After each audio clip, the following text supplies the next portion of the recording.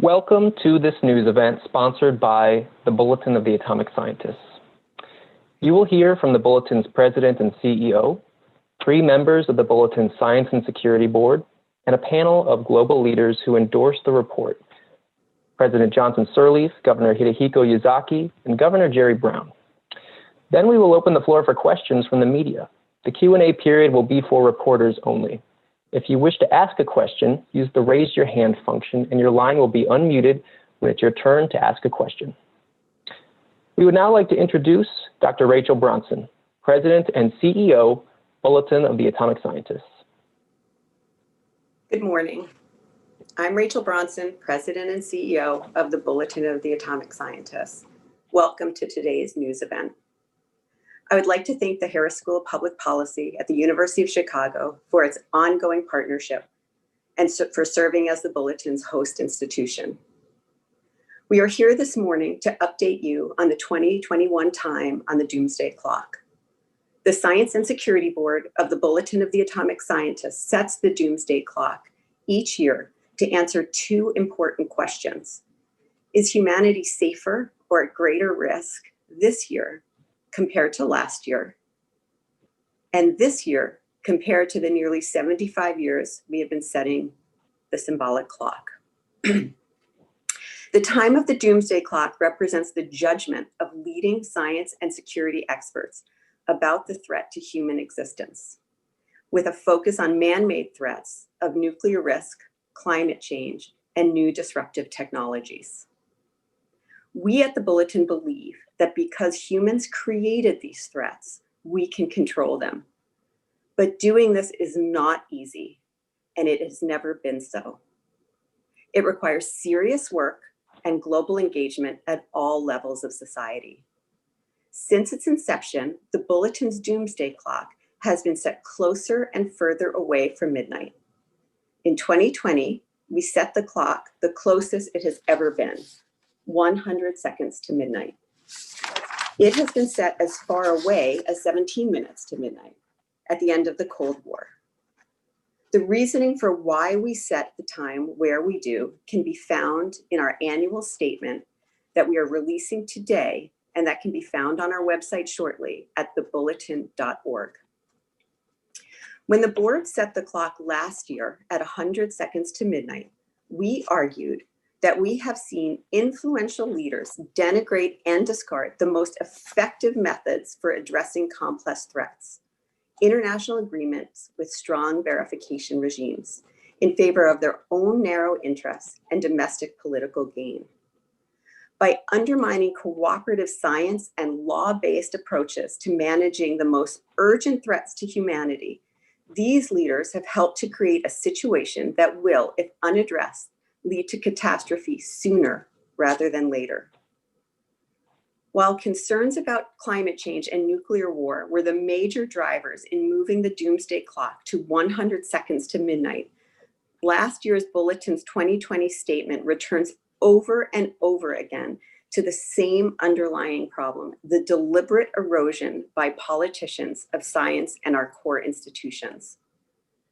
The statement anticipated the early denial in the US of the coronavirus pandemic threat and the early denials around the world, the downplaying and delaying of needed public health responses, and the vilifying of prominent scientists. It has been a disastrous succession of falling dominoes made possible by years of shredding science, mocking scientists and other experts, and catering to conspiracy theories instead of nurturing our previously most trusted institutions. In this year's statement, we recognize the following. We recognize that humanity continues to suffer as the COVID-19 pandemic spreads around the world.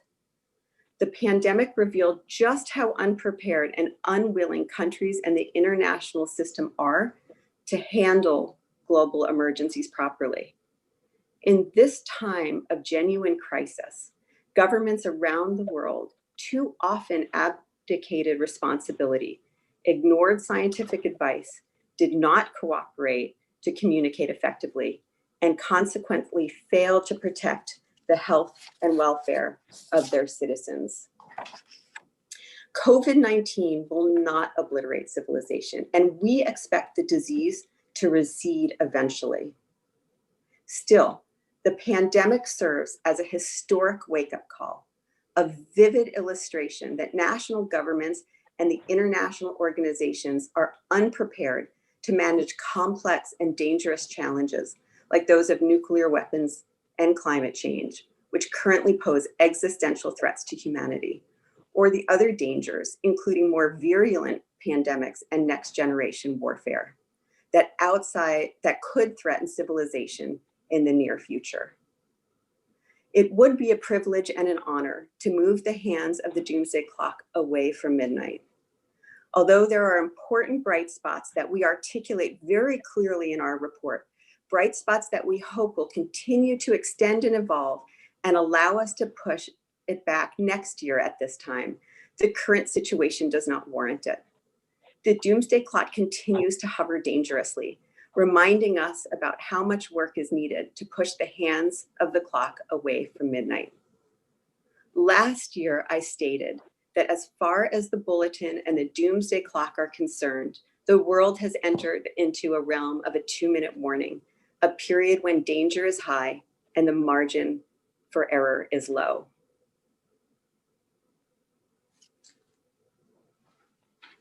With this in mind, I'd like to now ask 2 members of the Bulletin Science and Security Board to approach the clock to reveal the 2021 time. Dr. Robert Rosner is the chair of the Bulletin Science and Security Board and is the William E. Rather Distinguished Service Professor in the Departments of Astrophysics and Physics and the Harris School of Public Policy at the University of Chicago. Dr. Suzette McKinney is the CEO and Executive Director of the Illinois Medical District and is currently serving as the operations lead for the State of Illinois COVID-19 alternate care facilities and is a member of the Science and Security Board. Today, the Bulletin of the Atomic Scientists leaves the doomsday clock unchanged. It is 100 seconds to midnight. Before we continue, please note that a link to the Doomsday Clock report, news release, photos, and video can now be found in the chat area of your Zoom dashboard. The next speaker is Dr. Asha George, Science and Security Board member, Bulletin of the Atomic Scientists, and Executive Director, Bipartisan Commission on Biodefense. Thank you. Thanks so much. And thank you, Rachel, for your leadership of the Bulletin. Despite the word atomic in its name, as you saw in the opening film today, today is not the first time that the Bulletin of the Atomic Scientists has addressed the biological threat. Articles and previous clock statements have addressed naturally occurring diseases as well as biological attacks, and with good reason. Before COVID-19 began spreading around the world, the idea of a devastating pandemic was relegated mostly to science fiction, Hollywood movies, and historical references. I think we all know now that that is not the case, and it never was. As expected, COVID-19 is not receding. It isn't behaving the way we wish it would. It didn't just blow through the world's populations and then fade away. It spread, and because we didn't or we couldn't control it, it mutated and produced at least 4 more infectious and possibly more deadly variants. And as we continue to draw down on masks, wear out our public health workforce, our healthcare deliverers, and our first responders, and we wait for industry to manufacture and distribute vaccine, the threat of biological attack only increases. And it's increasing at the same rate, or even a greater rate possibly, than the rate at which technology, biotechnology, is advancing throughout the world. This disease has revealed our vulnerabilities in ways that none have before, not even pandemic influenza and the anthrax attacks of 2001. Taking this into account, we have the same opportunity that the founders of the Bulletin wanted for atomic scientists to inform the public. By taking the impact of COVID-19 and other biological threats into account when setting the doomsday clock, we are working to ensure that the world is aware of the great possibilities and potentially devastating consequences of biological science and technology. As we can see with the current pandemic, Something as small as a viral mutation could push us closer to doomsday. A, a viral mutation that could occur in an instant. We must continue to take this threat seriously, even when COVID-19 is well behind us. In closing, I would just say that I am often asked how I compare dissimilar threats and how I dare to compare biological devastation with nuclear winter, with climate change, and so on. And this is how I answer. I dare, and the Bulletin dares to talk about the biological threat. Quite frankly, because more than 100 million people worldwide have become ill with this disease, and more than 2 million people have died from it. The pandemic has not yet ended. We have every responsibility and requirement to continue to bring this threat and to continue to highlight the potential benefits and horrible consequences of unrestrained biotechnology. I hope that we do more than just look at the clock and issue a few media reports and get on with our day. I hope that we take this information and we act to bring those hands back further and further and make the world a safer place. Thank you. Again, that was Dr. Asha George, Science and Security Board member, Bulletin of the Atomic Scientists, and Executive Director, Bipartisan Commission on Biodefense. Let's proceed to our next speaker, Dr. Susan Solomon, Science and Security Board member, Bulletin of the Atomic Scientists, and Lee and Geraldine Martin Professor of Environmental Studies at MIT. Thank you. It's a pleasure to have the chance to talk with you today regarding climate change issues in the Doomsday Clock. And I also will start with a few words about the pandemic. As COVID-19 hit in the first part of 2020, carbon dioxide emissions globally did drop by about 17% compared to last year, but then they've largely bounced back. And the full year change is only some 4 to 7% lower than last year. The emissions are expected to increase as the world emerges from the pandemic, unless we take very deliberate policy steps. We need to reduce fossil fuel use and the emissions of other greenhouse gases. And of course, disease-induced changes in emissions are nobody's idea of a desirable future, nor are they sustainable. So while this is bad news, there's also some good news. Renewable energy has been more resilient than fossil during the pandemic because once installed, renewable sources have nearly no operating source costs. And that shows how useful they can be in turbulent times like this. In the United States, coal has proven to be unable to compete with the low cost of natural gas and renewables, and coal is projected to provide less electricity than renewables this year for the first time.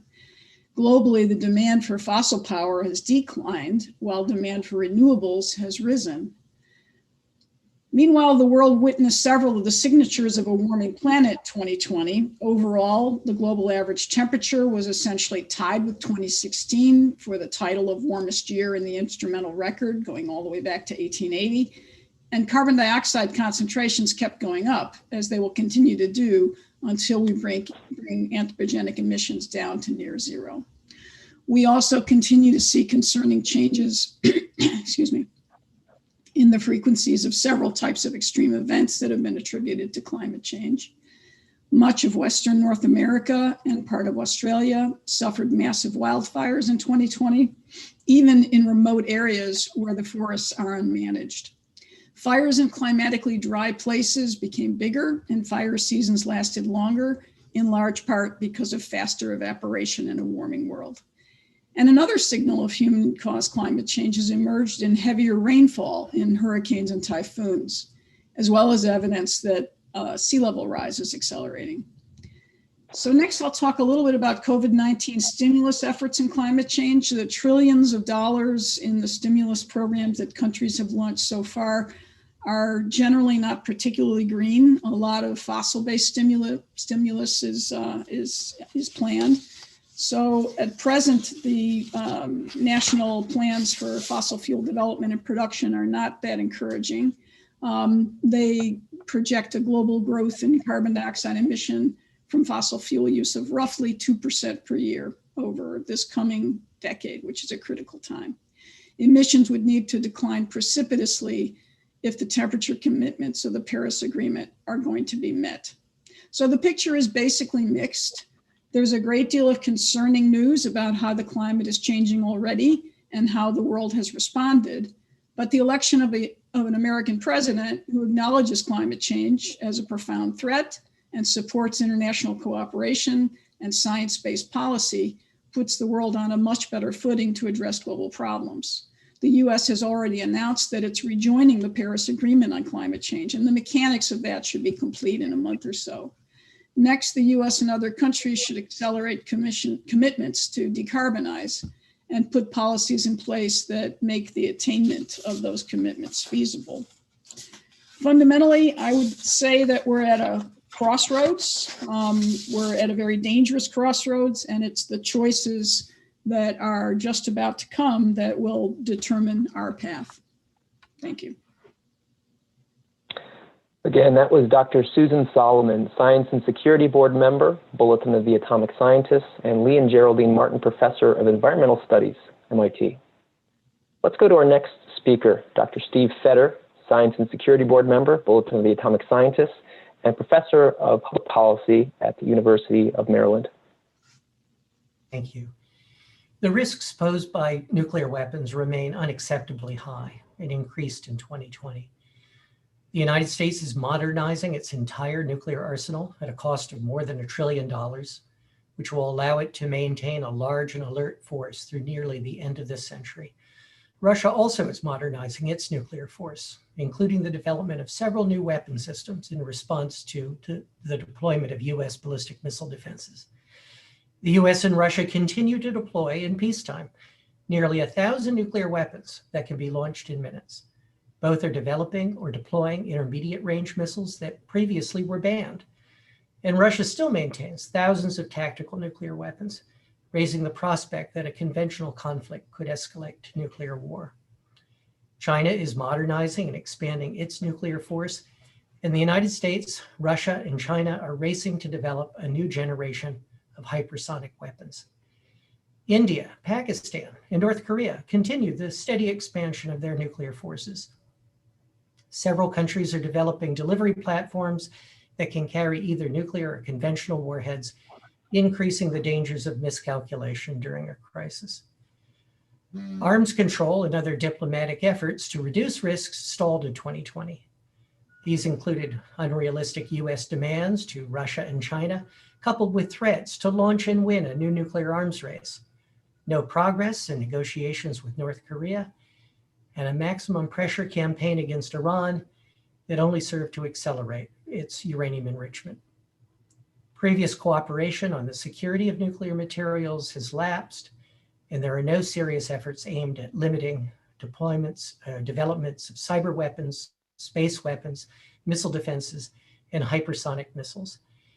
And if that were not enough reason for concern, the events at the US Capitol 3 weeks ago highlighted the danger of vesting in one person the sole authority to order the use of nuclear weapons, leading the Speaker of the House to take the remarkable step of contacting the chairman of the Joint Chiefs to ensure that an unhinged president could not start a nuclear war.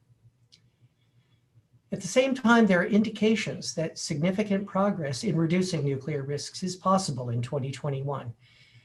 The United States and Russia just announced their intention to extend for 5 years the New START treaty and to explore discussions on a range of arms control and security issues. President Biden has indicated his desire to rejoin the Joint Comprehensive Plan of Action, and Iranian President Rouhani has indicated his willingness to return to full compliance in exchange. The upcoming review of the Non-Proliferation Treaty, which was postponed due to the pandemic, will give the Biden administration and the other nuclear weapon states an opportunity to demonstrate their commitment to reduced reliance on nuclear weapons. One way to do this is to commit to no first use. There are indications the US may do so. As Vice President Biden said there was no scenario in which the first use of nuclear weapons by the United States would make sense. And his campaign stated that the sole purpose of the US nuclear arsenal should be to deter nuclear attack.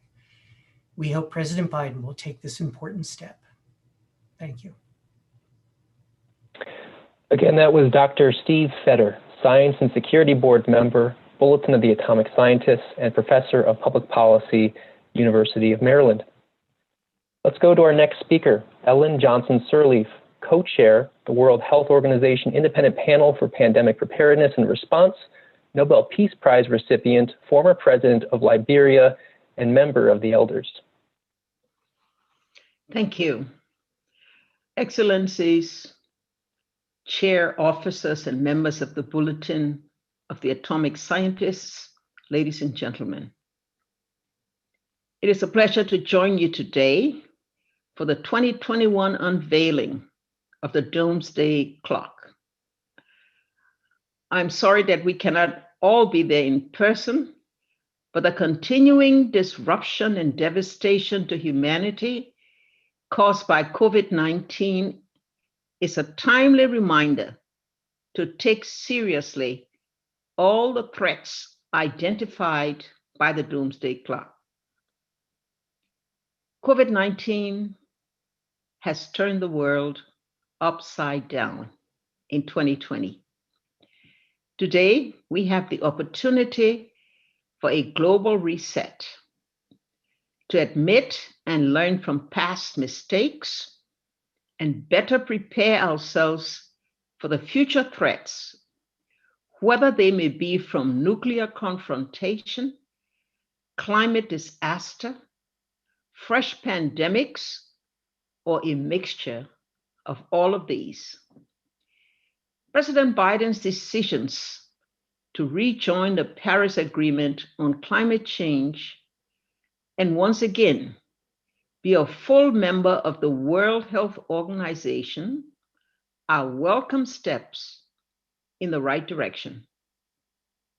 I'm encouraged by his decision to seek an extension to the New START nuclear arms agreement with Russia and hope that he will also prioritize the need to work for a successful outcome at the forthcoming Non-Proliferation Treaty Review Conference.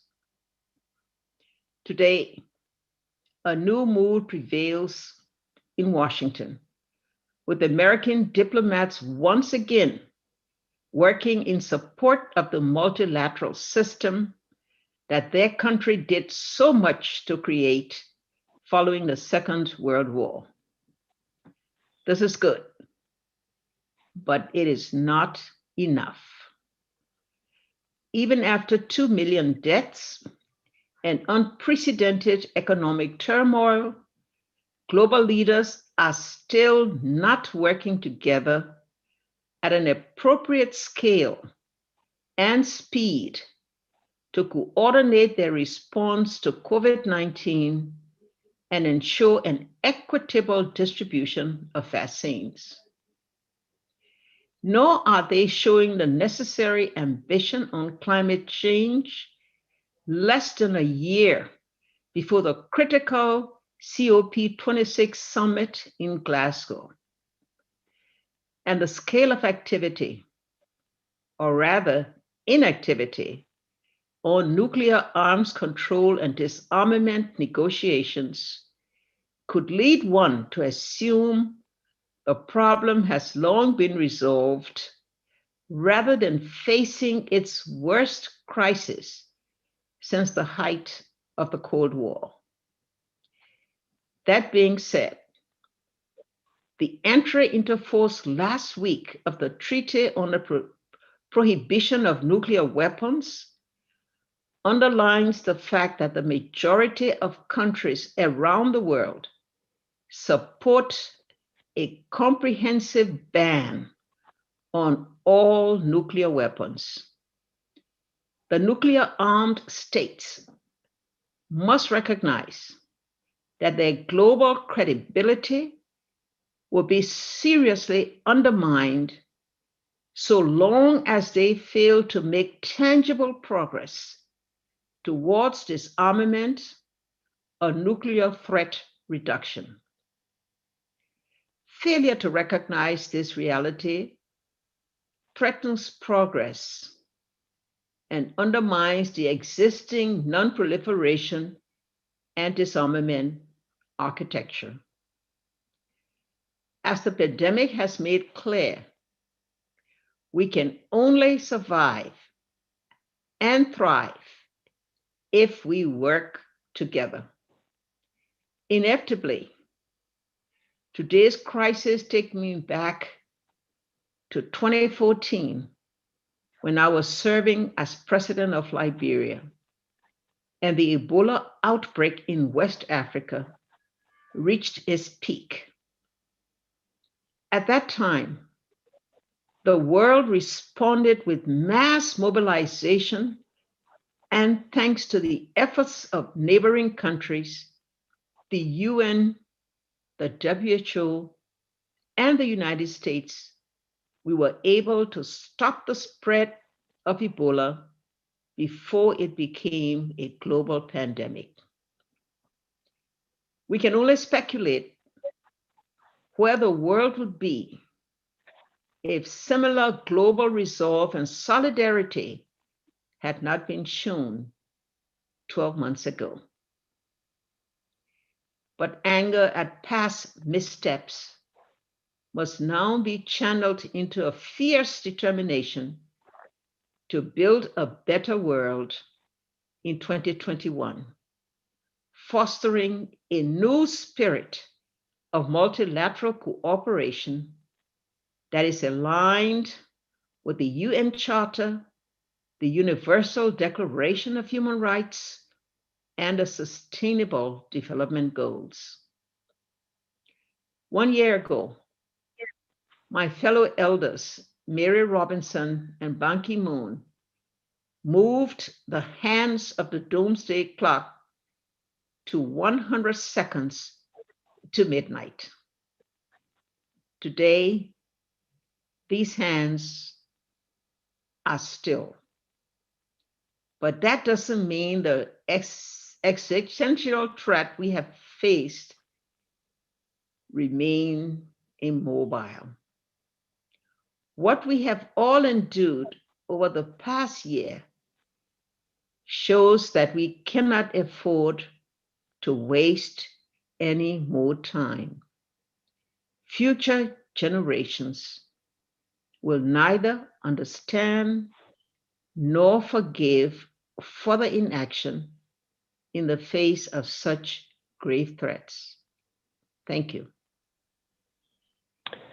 Again, that was Ellen Johnson-Sirleaf, co-chair, World Health Organization Independent Panel for Pandemic Preparedness and Response, Nobel Peace Prize recipient, former president of Liberia, and member of the Elders. Let's go to our second to last speaker, Hidehiko Yuzaki, governor of Hiroshima Prefecture, Japan, who joins us by pre-recorded video because of the early hours right now in Japan. Good morning, ladies and gentlemen. I'm Hidehiko Yuzaki, governor of Hiroshima Prefecture. It's my great pleasure to have this opportunity to deliver a few words to you all today. On this occasion, I'd like to express my deep respect to President Rachel Brunson, member of the Bulletin of Atomic Scientists, and all the distinguished guests at this event for their efforts to cultivate the minds of people through this publication. The Bulletin indeed plays an important strategic role in illustrating grave scientific and technological matters that threaten human society, including the challenges of nuclear and other weapons of mass destruction, as well as global climate change. Despite nuclear abolition being the long-awaited wish of all A-bomb survivors, there is still more than 13,000 nuclear weapons in the world, with nuclear states continuing to modernize their nuclear forces. Moreover, nuclear disarmament continues to stagnate, further exacerbating global tensions. This is evident through the lapse of the Intermediate Range Nuclear Forces Treaty, the United States' unilateral withdrawal from the Iran nuclear deal, and Iran suspending its cooperation in several JCPOA requirements. Under these circumstances, to encourage both nuclear and non-nuclear states to promote nuclear abolition with more urgency, I believe it is essential to discredit the enigmatic nuclear deterrence theory, the primary rationale for reliance on nuclear weapons. To this end, Hiroshima Prefecture has been collaborating with peace research institutions worldwide, such as the SIPRI and Chatham House.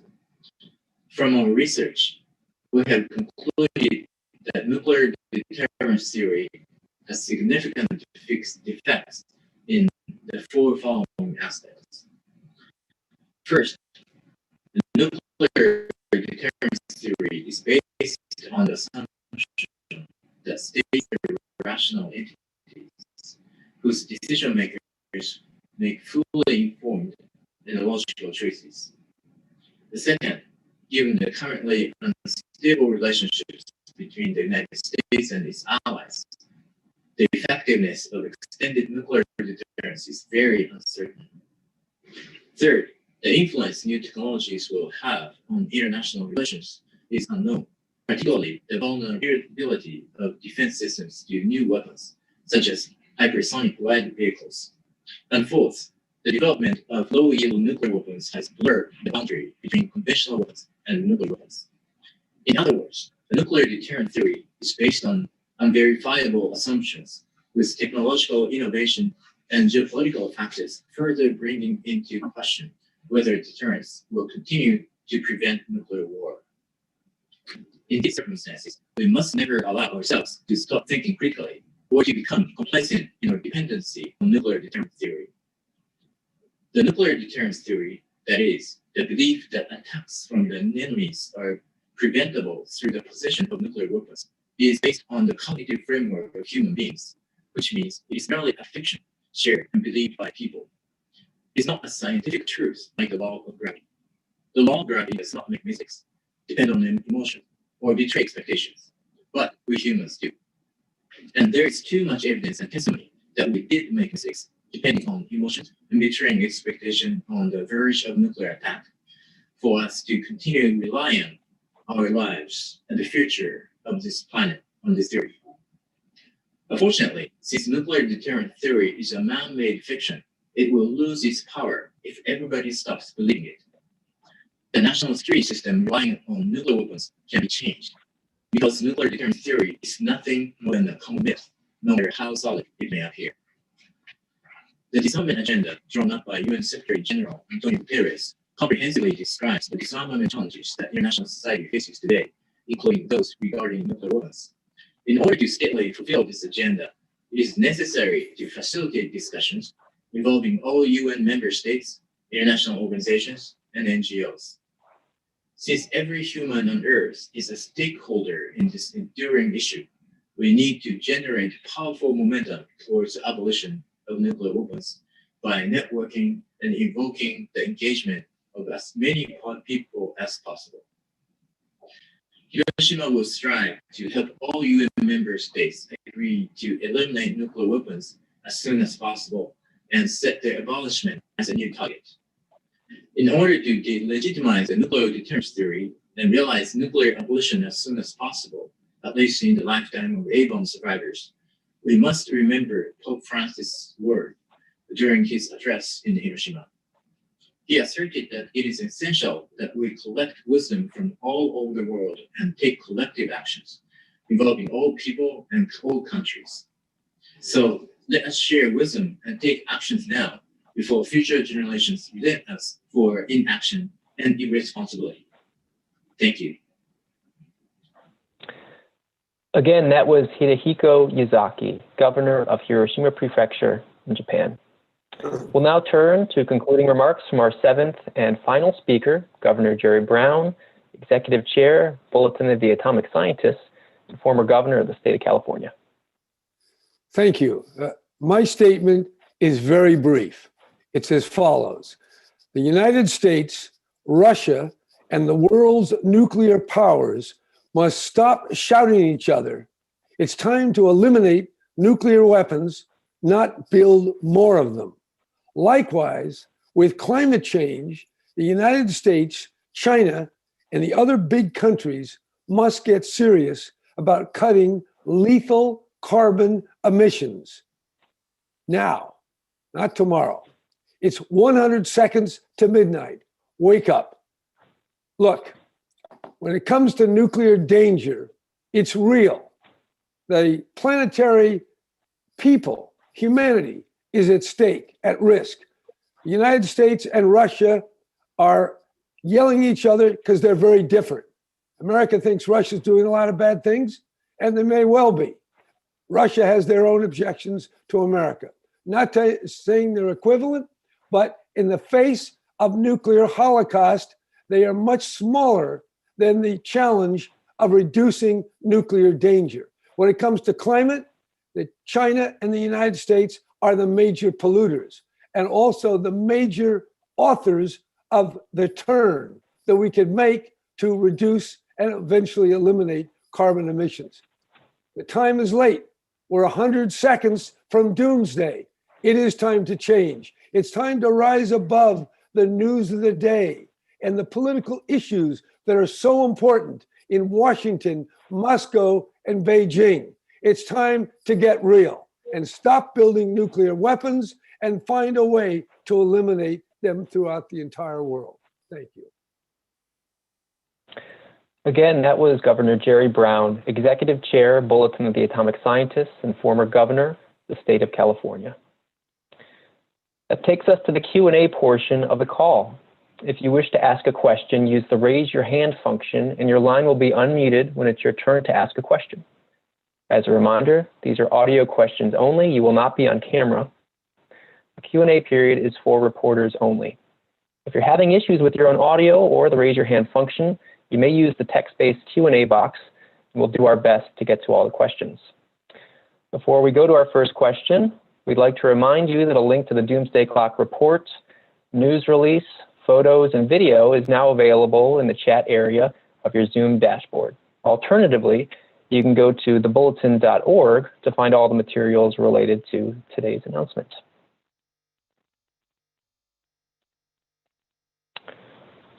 Okay.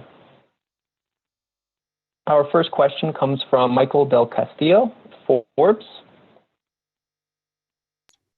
Hi, yeah, thank you for the chance to ask my question. I'm curious and it's an open question to everybody. What action should regular citizens take to ensure that the Bulletin's decision to keep the clock closer to midnight than it has ever been is considered by the governments and businesses that serve them?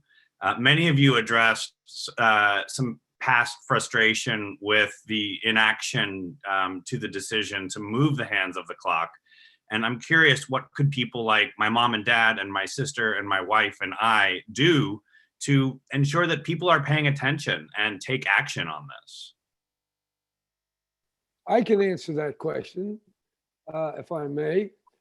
Speaking as someone who's been in the political world for over 50 years, look, there's not a lot the individual can do alone. The most important thing is to make sure that every one of your political representatives know that nuclear is an extreme danger now. The same can be said about climate change, although there is more time for that particular threat. We're in deep trouble. The average person only knows what's in the news. The news systematically understates or conceals the nuclear danger we're now in. We get more news about climate, but not enough to cause action. So there's the dilemma. The politicians are asleep. The people are unable to make decisions on their own other than to influence whatever politicians they encounter.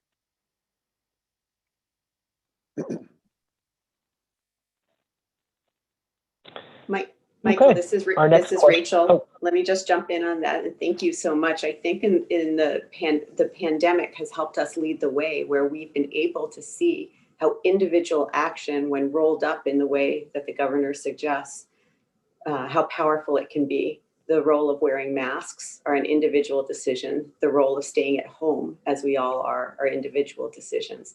That individual decisions, when aggregated, can make a huge and powerful difference to keeping political intention on key issues. climate and nuclear have their own ways of responding, and the climate community has done a better job of finding ways that individuals can take action. And we do see a bright spot around the world of young leaders taking up climate action to keep the pressure on individual leaders.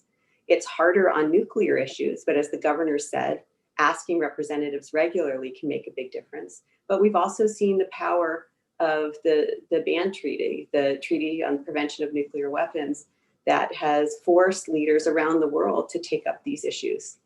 How we roll that up into action becomes the key question.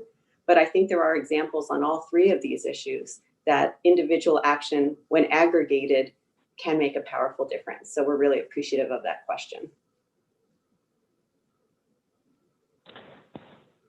Great. Before we go to our next question, we want to remind reporters on the line that if they wish to ask a question, to use the raise your hand function.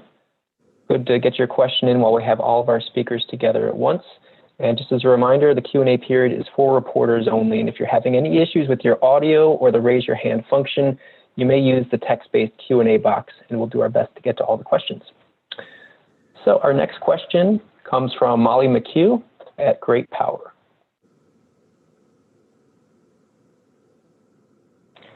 And please make sure to enable your own audio. Hi, everyone. Now, sorry about the technology issues. Thank you for taking the question. Dr. Bronson mentioned in her opening comments this issue of sort of disinformation and conspiracies and the overall erosion of fact-based scientific truth.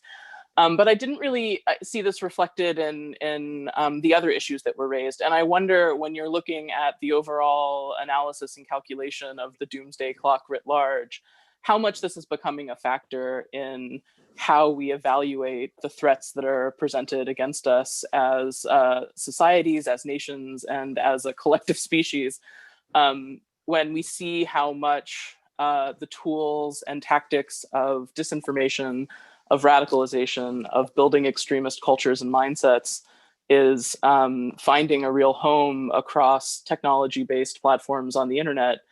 And that's not just an American problem. It's not just one small political event. This is something that's happening around the world. It's a tool of sort of data-driven, technology-enabled authoritarianism that the Chinese and the Russians and others are offering to African nations and more as sort of tools of oppression and oppression of dissent.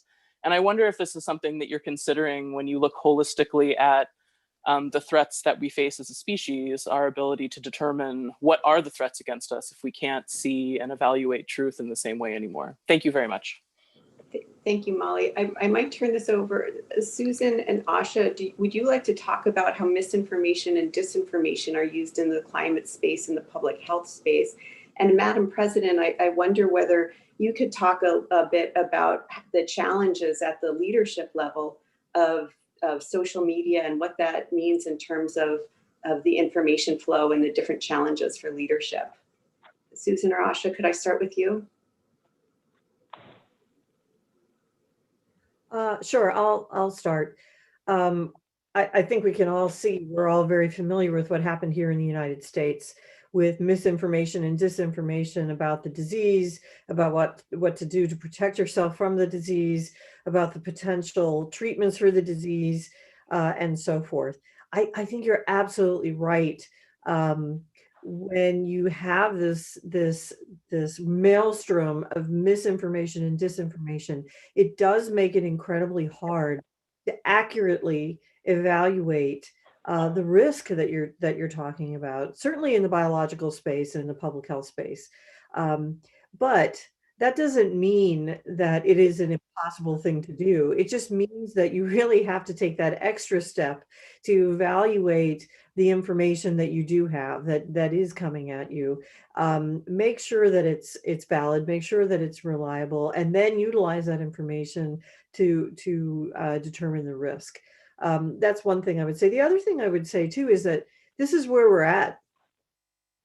Knowing this, and knowing that it's threat agnostic, we need to start taking some action and some forward action to address disinformation and misinformation.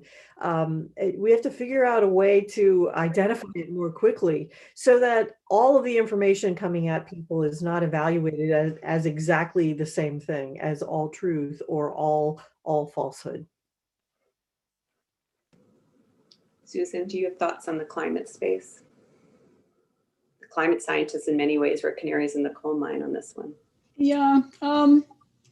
One of the real difficulties communicating climate change to people in a disinformation world is that climate change causes different impacts in different parts of the world. So one place may be suffering from increased drought, where another place is suffering from increased heavy rainfall. But I actually think people are starting to get that now. And in a related sense, one of the things that I think makes climate change so challenging is that the phenomena that we're talking about are not new phenomena. You know, COVID-19 was new. So, you know, we fear greatly things that are new and unknown. But in the sense that we've seen droughts before, people have difficulty understanding the idea that, hey, they're happening more often and they are more severe and they're happening simultaneously in more different places in the world. But I really think that the signal is beginning to emerge from the noise. Even though these are familiar phenomena, the extremes are getting so much worse than they used to be that people are starting to really pay attention. So I'm optimistic that, I mean, it's sad that we had to get to the point where the signal was so big compared to the noise of variability. But unfortunately, I would say the last couple of years we are there. And this year in particular was a dramatic year, as I indicated. Madam President, in the Bulletin statement, we refer to this as a threat multiplier, that the noise in the system, the inability to communicate, the untruths and mistruths become a threat multiplier and making it difficult to deal with all of these major challenges, the infodemic as that Asha was referring to. And she used the term that this misinformation is threat agnostic, which I think is a terrific term. How do you see this at the leadership level of managing the greatest challenges that we face?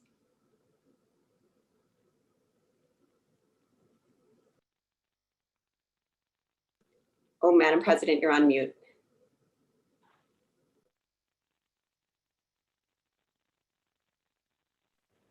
Okay. Today we live in a world of technology where we run a real risk of who we are, what we do can be defined by social media. There are too often that information is sought from sources that are not evidence-based, that are not justified by data, and that puts a leader in a difficult position of trying to ensure that truths prevail, that policies are not affected by information that is based, about disinformation that gets carried by the media, gets carried by entities, is repeated sometimes, and repeated so many times that it perceived to be facts. And so one, as a leader, one is always mindful of ensuring good communication with the people. That one, on a regular basis, find a way to tell the truth. And in pandemics, you could be having a dangerous situation where false information, misinformation, misunderstood information becomes a topic of discussion and thereby destroy the confidence of the public in the leader and in the different measures that are being taken to address a pandemic or to solve a particular problem. We cannot perhaps go too far in regulating the media, because that would mean undermining information which is necessary for every society. But we must find a way, and each leader must find a way in his own environment, is how we can ensure that we tell the truth, we challenge where untruths are being spread that will create problems in carrying out our development goals. It's a real problem, and today I'm listening at things that are happening in the UK about disinformation and what measure they will be taken to ensure that we do require that those that are going to carry information has a responsibility to ensure that that information is the truth.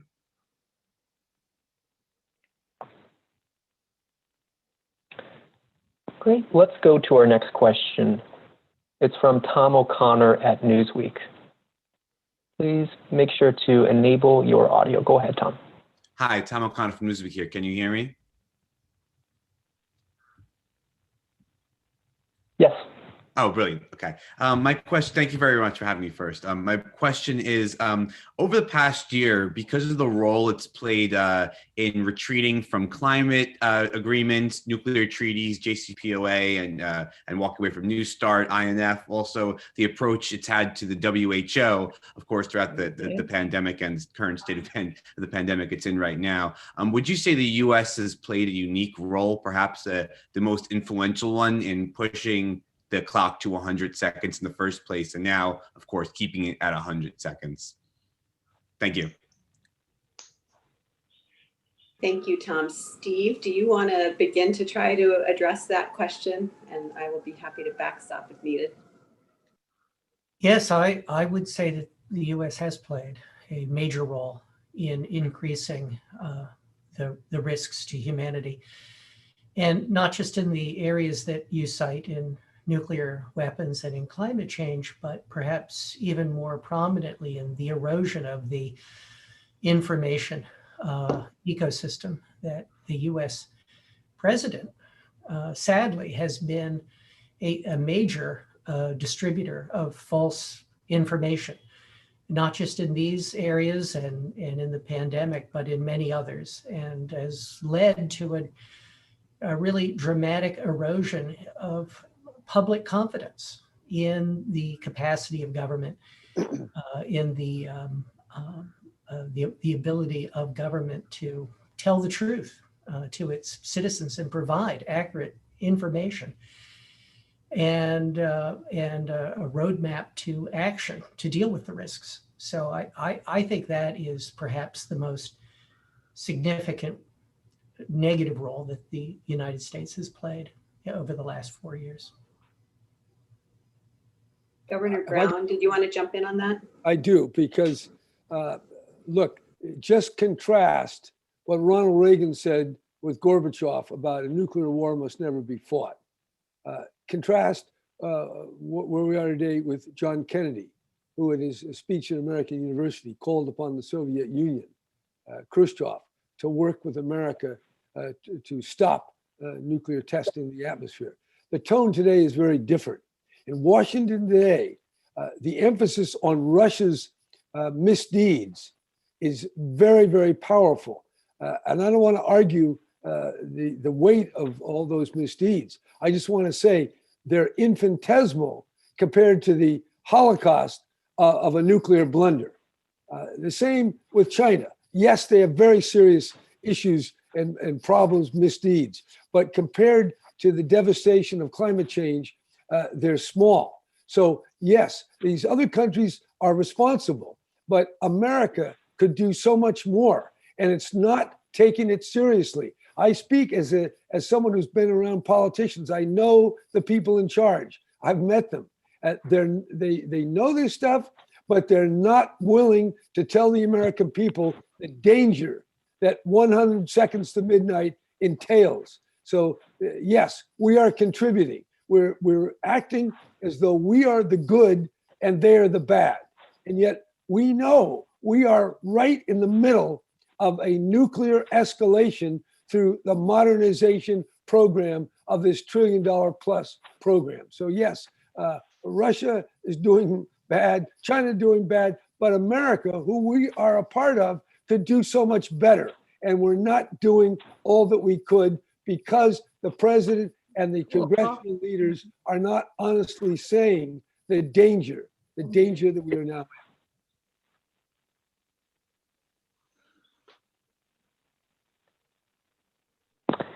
Excellent. Well, we're running short on time. I think we have time for one final question, and we'll take one out of the Q&A box. This one is from Maria Kramer at the New York Times. She writes, can you explain your methodology? How much time do you spend together discussing what the biggest threats to humanity are, and what data do you look at? Thank you. Maybe I'll take that last question. Maria, thank you for your question. The Science and Security Board comes together twice a year to look through their statements from the past years and to assess what challenges stand before us.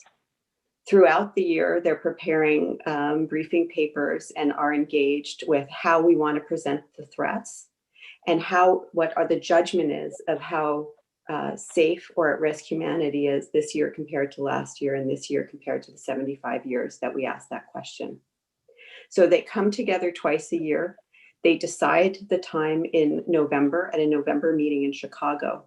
Between November and today, they are in active conversations about their decision, whether it has changed given the events that we're seeing, how they want to position it for the report in the final report we released today.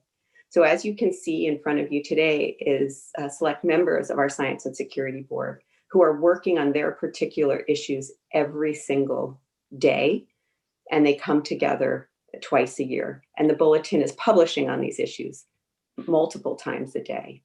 So the challenge we set before them is incredibly difficult. And what we're asking them is to strip through the nuance and come up with a very blunt answer to the question, is humanity safer or at greater risk this year compared to last year? And how does that fit into the nearly 75 years we've been talking about this? And so they assess their data, they assess what they worked on to come up with a collective judgment. In many ways, very much putting together apples and oranges.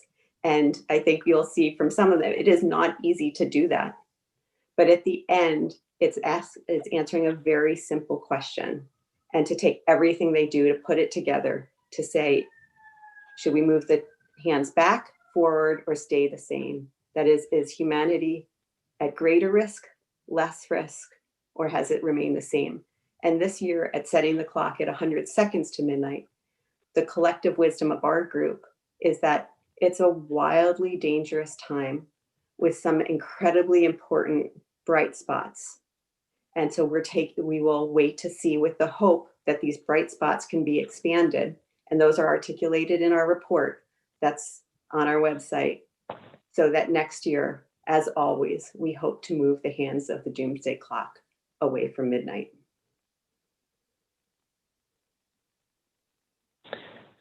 Great. We are running out of time. We do want to make sure that everyone knows where to get more information following today's news conference. If you need to connect with any of the speakers that you heard from today or just get more information, you can contact Alex Frank, 703-276-3264. And that's 703-276-3264. We know some reporters prefer to take their questions and interviews offline. And as a reminder, a recording of this news event and the related media materials will be available online at thebulletin.org. We thank you all for joining this news event sponsored by the Bulletin of the Atomic Scientists. That concludes today's news event. Thank you.